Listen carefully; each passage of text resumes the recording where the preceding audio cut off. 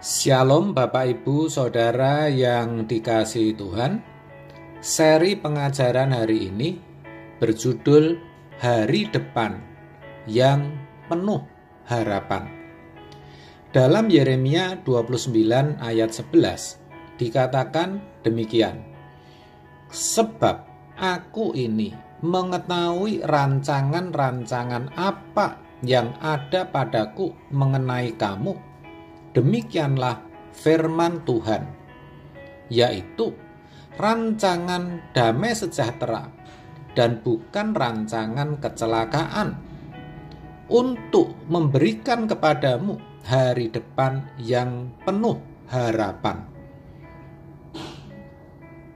Saudara, ini adalah surat dari Nabi Yeremia kepada tua-tua, imam-imam, dan seluruh rakyat Israel yang sedang dibawa dari Yerusalem ke Babel.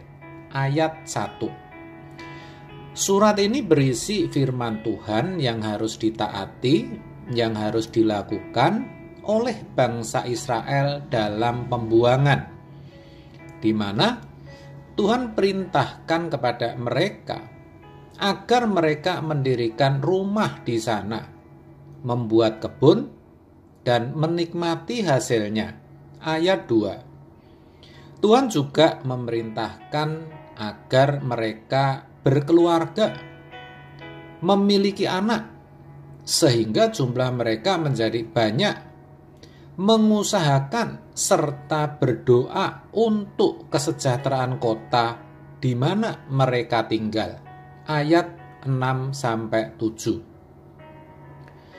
Tuhan juga mengingatkan, jangan sampai mereka dapat diperdaya oleh nabi-nabi palsu dengan janji-janji palsu mereka. Ayat 8-9. Selain itu, Tuhan juga berjanji bahwa setelah 70 tahun ada dalam pembuangan, barulah bangsa itu akan dibebaskan dan dikembalikan ke Yerusalem, negeri mereka.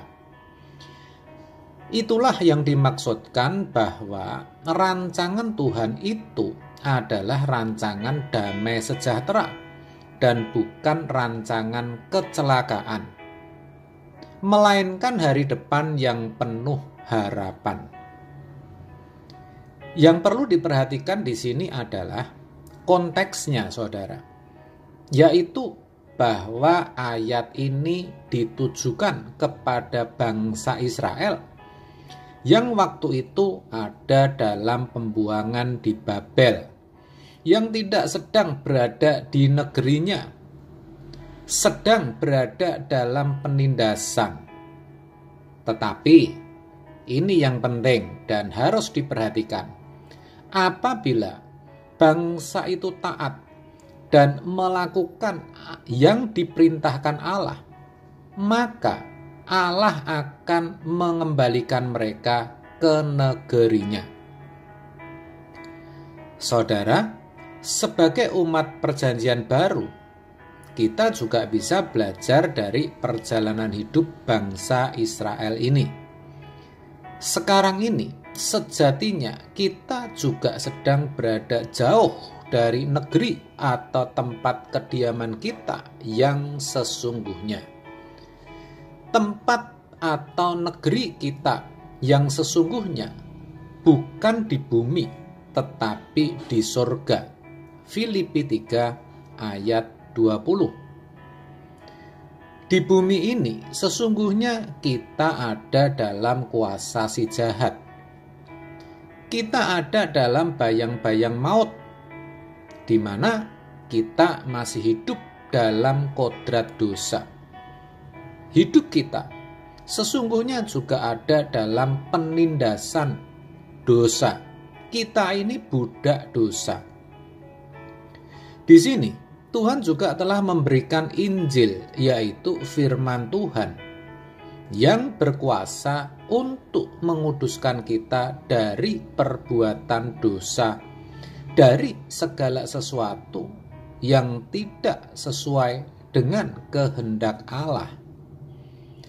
Tuhan juga memberikan roh-Nya, yaitu Roh Kudus, supaya bisa memberikan pencerahan serta kekuatan bagi kita untuk selalu hidup sesuai dengan kehendak-Nya. Tuhan juga telah memberikan model hidup, yaitu Kristus Yesus sendiri, anak-Nya yang tunggal, supaya kita bisa meneladaninya. Tuhan juga menghendaki agar kita taat, kita setia. Maka dikatakan, hendaklah engkau setia sampai mati, dan aku akan mengaruniakan kepadamu mahkota kehidupan. Wahyu 2 ayat 10 bagian B. Dan kalau kita taat, kita setia, kita terus berjuang untuk menjadi serupa dengan Yesus, untuk menanggalkan beban dan dosa, maka Tuhan juga menjanjikan hari depan yang penuh harapan.